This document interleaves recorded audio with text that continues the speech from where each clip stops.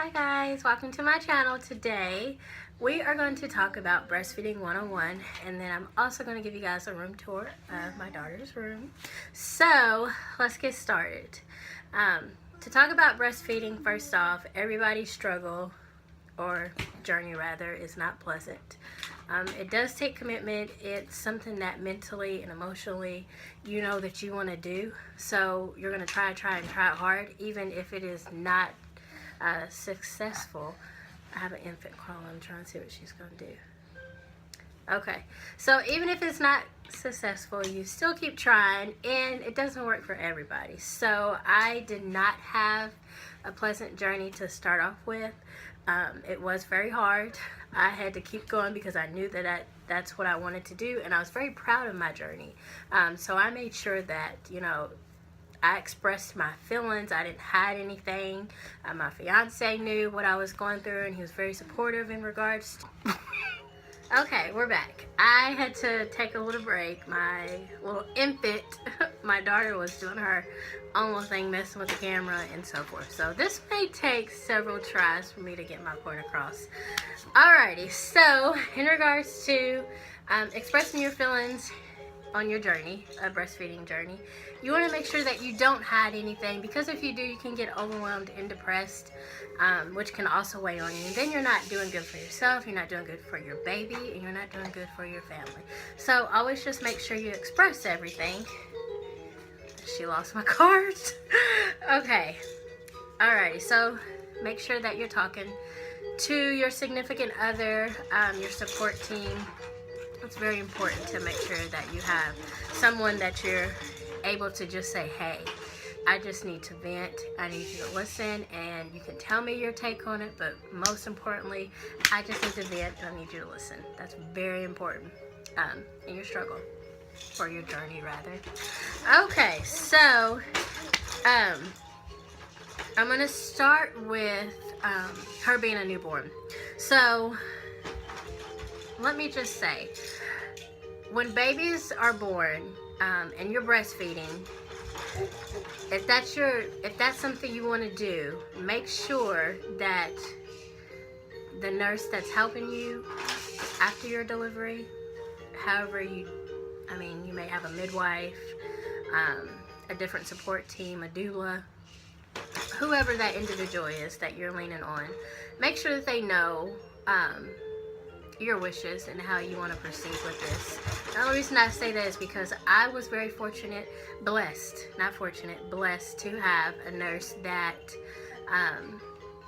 she supported me in what I wanted to do.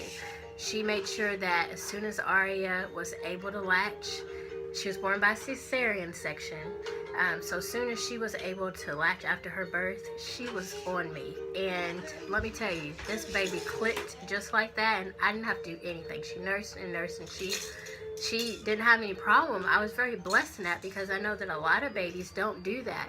So I was worried. I remember I would dream often while I was pregnant with her. I didn't know how it was going to go, and it would scare me because I'd watch all these videos, and then I'd just hear all these stories, and I thought, oh my, what if my child doesn't? How am I going to, help her? What am I going to do as her mother to help her? So I had different plans, but I'm a methodical person, so I have to have plans either way it goes. And if it doesn't work, then sometimes I have a hard time grasping that. But I really wanted it to work.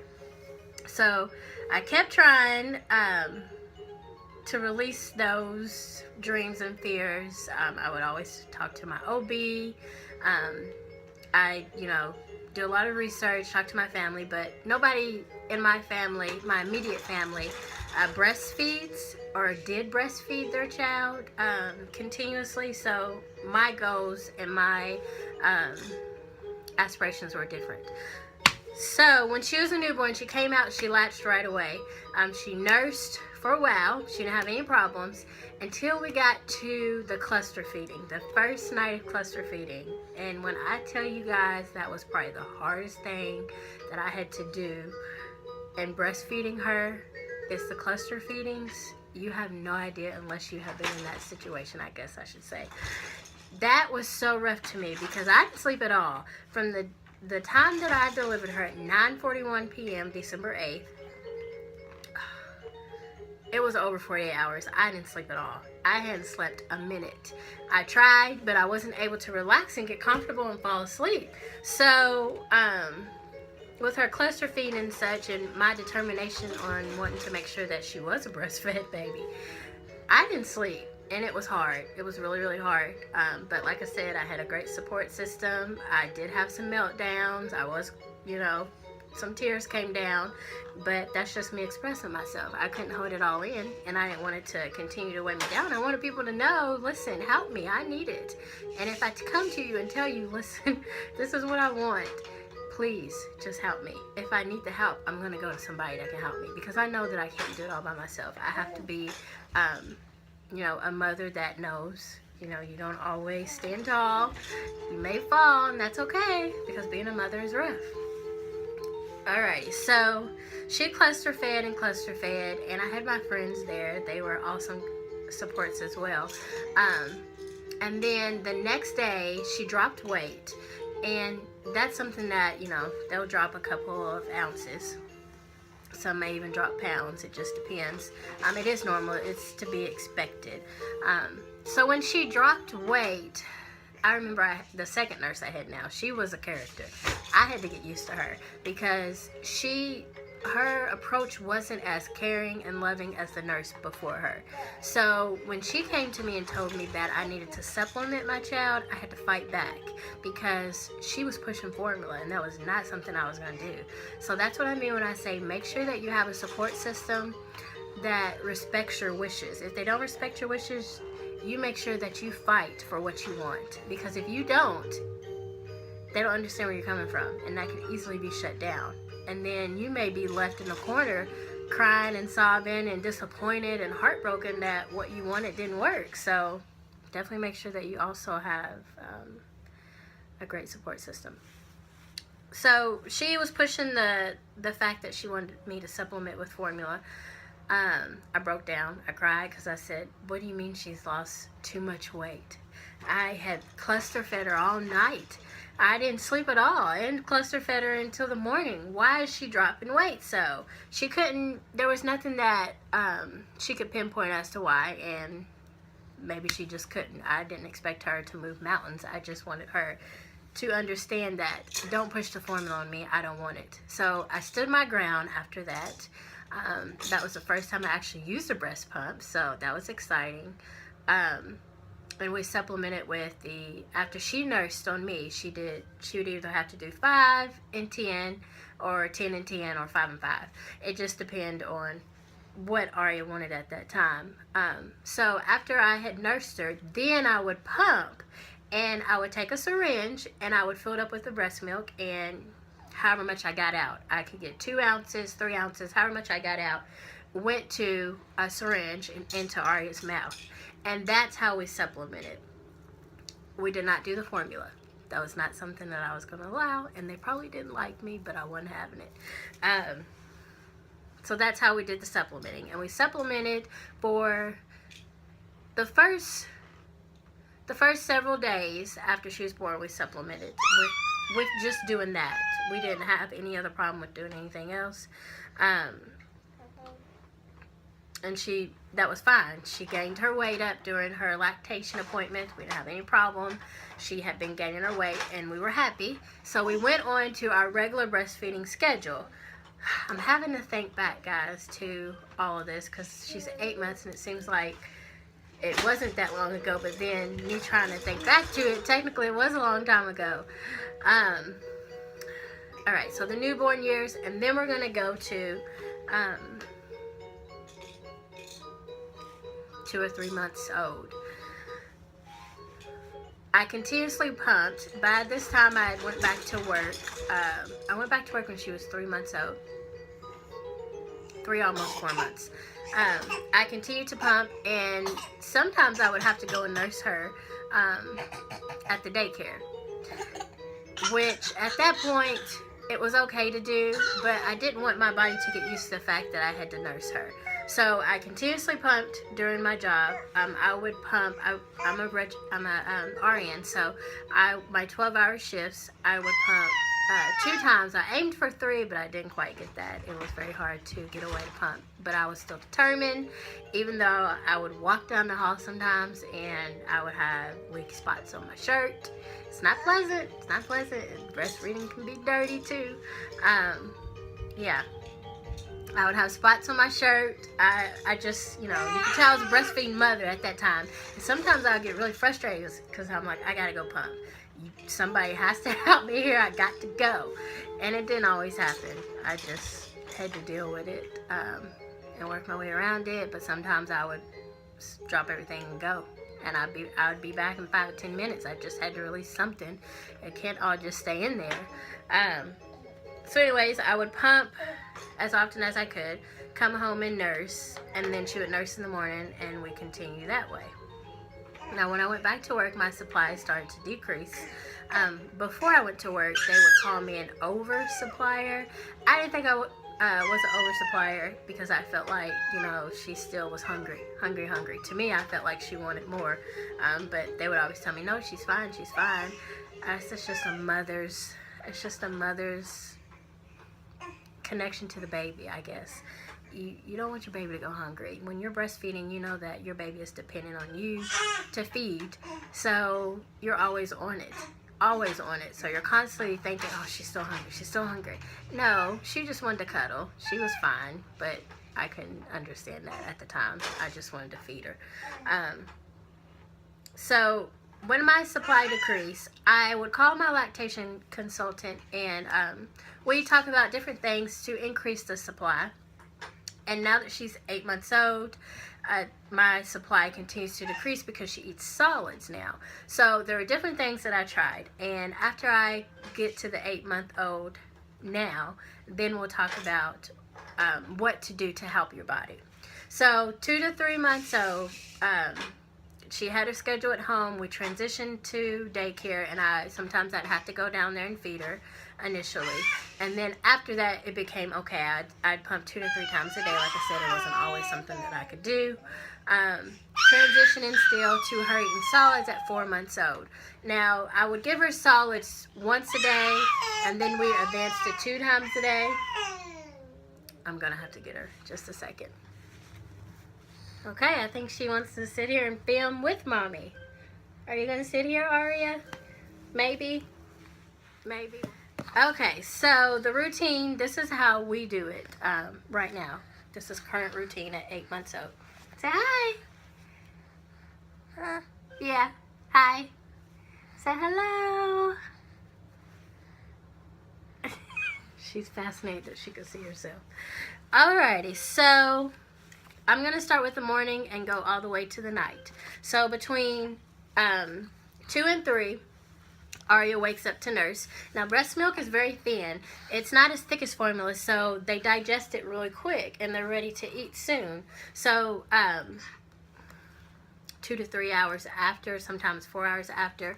Now, when she was a newborn, we were breastfeeding every 2 hours. Sometimes we do an hour, sometimes it'd be 30 minutes, sometimes it'd be 15. Just depends on what she wants and how much she takes at the feeding before. So it's an adjustment, and your life changes in regards to your schedule.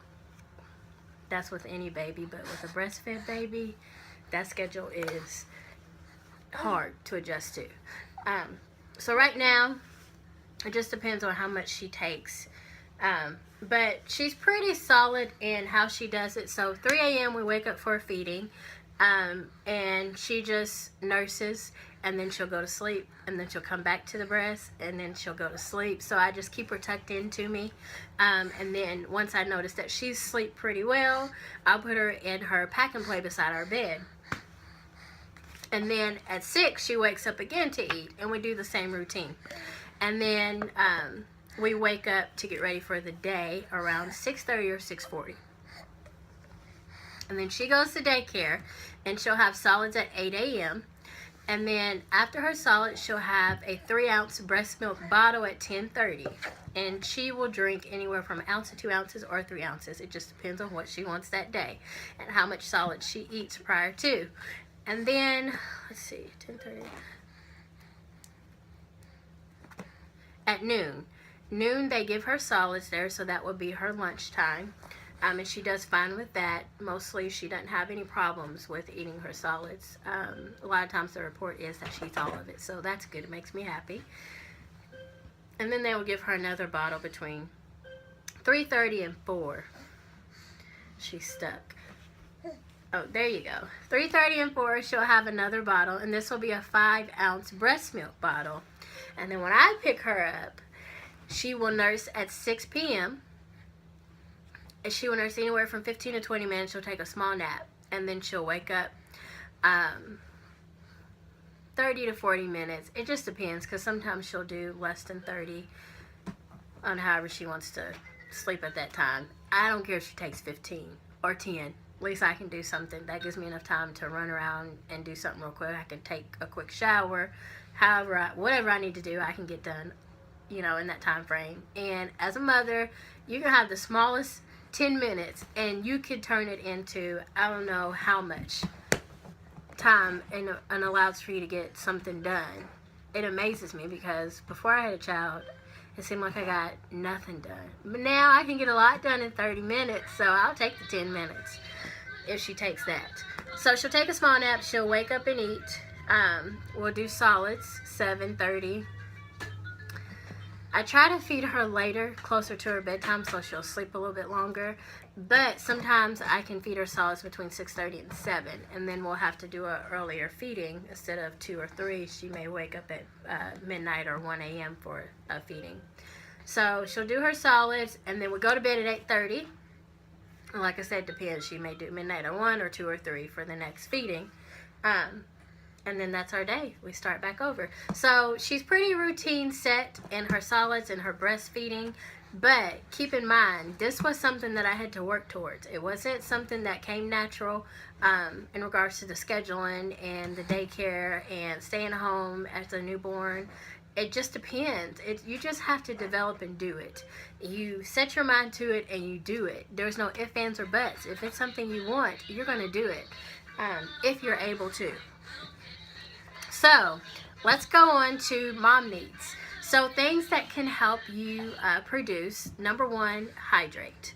Water, water, water. Hydration is a very important factor to creating the milk, because it's the base of it. If you don't hydrate enough, then you're not going to produce as much as you need for your baby at that time. And your body knows how much your baby is taking. So it wants to produce it, but you got to help it as well. So hydrate, eat. Now, the prenatal vitamin gives the baby the nutrients too. And eating, my lactation consultant told me, you don't necessarily have to change your diet. That's totally up to you, Antoinette. And I took that in consideration. She said, you eat what you want to eat. You don't have to change your diet. But a lot of other mothers say, and lactation consultants, individuals say, change your diet according to a healthier diet for your baby, and continue to take your prenatal vitamins. When you're in that step, you do what you want in regards to it. And I did what I wanted to do. It just depends on what I want. If I want me a slice of pizza, or if I want me something fried, I can eat it. I'll eat it. I may not eat it too much in abundance, but I'll eat it. And then I can have my healthy snacks too. It just depends on what I want. Mommy needs stuff too, so I'm going to eat it. Alrighty. And then sleep. Sleep is very important as well. Your body needs rest. Cells regenerate and your cells heal when you're sleeping. So you got to get sleep too. And it's hard to, I know, with having a baby, but you do the best you can, okay? Alright, so let's go to foods. Foods that help with production. And then I'll talk about the pump that I use and what I take to work and how I do my pumping in regards to a setting where I'm at. Okay, so oats, grains, help with the production. Now, I did this first when she was a newborn because I wanted my supply to kick in more, even though I was told she was fine. She was gaining weight just fine during her lactation checks. But I still wanted more. I still wanted to be able to give her more milk. And this is just a mother. This is just how you feel. So I did the oats for a while. And every now and then I'll have a oat bar. If I want it, I'll have something. And I don't necessarily think it helps as what I'm getting ready to tell you about. Everybody's different though. It may help other moms, but it didn't help me. Now, I did a lot of research, and then also I am involved in Facebook support group called Breastfeeding and Beyond. It is awesome. A friend of mine introduced me when Aria was born, and they have tons of different things.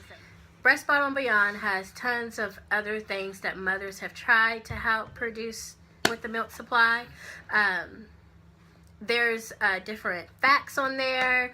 A lot of people do research and they present it to Breastfeeding and Beyond support group, and it's just very informative. It's something that I am very thankful that I'm a member of, because if I didn't join, I wouldn't know the things that I do now. So it's very helpful. So what I think works for me, besides the oats, I'm not really too keen on it. A lot of people like it. And there's also drinking beer. I don't know the name of the beer, but I didn't touch it. It wasn't something that I was wanting to do. This right here, this Ovaltine, this is amazing. This is a galactagogue. And what that means is it basically promotes the increase of milk production from a mother. Okay, so I do this. At first I gauged it and did what it says on here, which it says add 2 tablespoons of Ovaltine mix to an 8-ounce cold milk glass or cup, however you want to do it, and stir well. You can warm it or have it cold. It didn't bother me cold. It was really good. But now I just pour it in there. I don't gauge it, put in a tablespoon anymore. I just pour it in there, and whatever I want in there is what I get, and it does very good. Now, this is the malt kind. I tried the regular Ovaltine initially, and it worked just fine, but to give you kind of an idea of how this helped me, what I did prior to the Ovaltine is I kind of took note of how much I was producing. So on a normal day, with an 8-hour shift now at where I work at now, I would get 9 ounces at work. So that was 2 pumping sessions. And then I'd pump when I got home.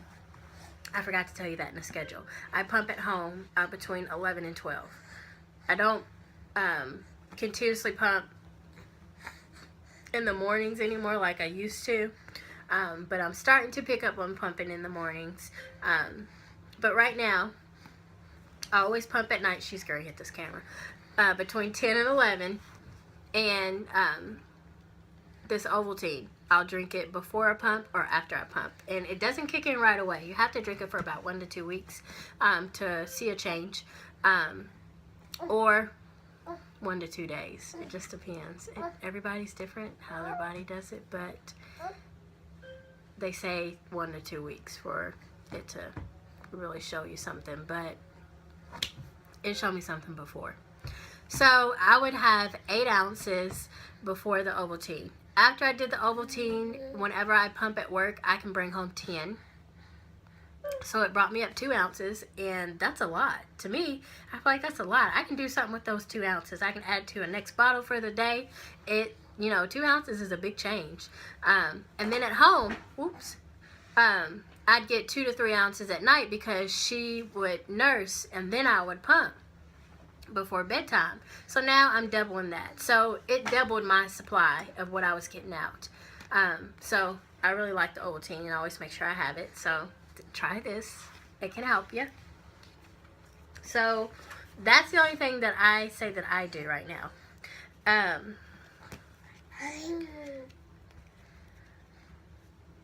Alrighty. Skin to skin and cuddling is something that's also very important to produce the milk supply. That increases the hormones. It's the connection. It's the way God intended it to be. That connection there increases the milk supply. Lots of baby cuddles. Who doesn't love that? And also stimulation. When she nurses baby to breast, that also releases the hormones, and into that saliva that goes into the breast, it also lets the body know what's going on in the baby, so you're able to produce natural medicine for your child in regards to what's going on in her body and being transmitted into yours and coming out in the milk. The medicine that you have already taken or naturally producing in your body comes out to the baby, and it helps your child get over whatever illness they're getting ready to have, or that they're going through. It helps a lot. So that's another great benefit of breastfeeding. That's why it's highly encouraged as well. Breastfeeding there's tons of things that breastfeeding does to help your child. It's amazing. It really is. Alright, so skin to skin, baby cuddles, stimulation from baby to nipple, and then hand expressing. When I hand express, I can get an extra 1 to 2 ounces out. And if you don't know how to hand express, there are videos to show you how to do that. I will not show you. That's not something that I'm going to do here. It's an intimate thing to do. I'm not going to show you. So hand expressing is very important. And you can go to Kelly Mom. I don't know if you guys know about Kelly Mom. There's a lot of things on there in regards to showing you how to increase your milk supply and different steps to help the baby connect to you in regards to maintaining that breastfeeding connection in the baby latching. So check out Kelly Mom. It's a very helpful site. Now let's talk about sore nipples. Now think about it. You're going to have the baby on you. You're going to have the breast pump on you. You're going to hand stimulate. You're also taking care of your body. So there's a lot of stimulation that's going on in your area, in your breast, that area. So the nipple cream. I used it a lot initially, but now I don't need it. I guess my body's just used to it. But here is one that I liked, and then I also liked the regular I'm trying to think of the brand of that lanolin that I used. I don't have it anymore. I got it from the hospital. There was a Medela brand. I don't remember it, but anyways, here's one right now. So this one's very helpful.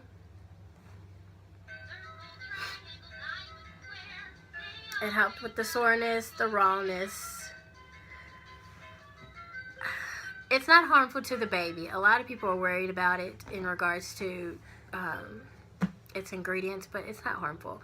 You can also get plain natural, but they're not going to make this if it's harmful to the baby. It's not something that you're going to want to use at all.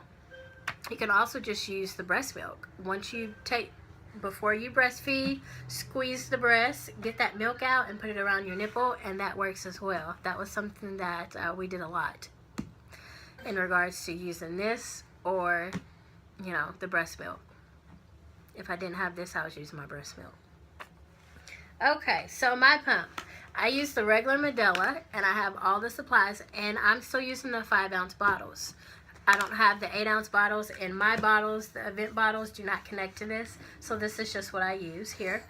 And then I take my backpack to work, my handy little backpack. It has a compartment here for all my supplies. And then here's my pump.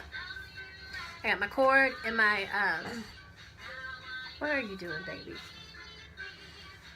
I have my cord, and I also have my tubes to connect. It's all in here. I'm sure this will come out, but I don't take it out. So there we go. I actually got this from a friend. I bought this. She hadn't even opened the box, and when I saw that she was selling it, I jumped right on it. So I'm sure that it's retail. You go ahead and get this if you're interested in it. I love it. I can vouch for it. And then I just put in my case in there, and I have my 4 bottles packed and ready to go. Every morning I'm out that door with my backpack, honey. I love my backpack. It's very, very convenient.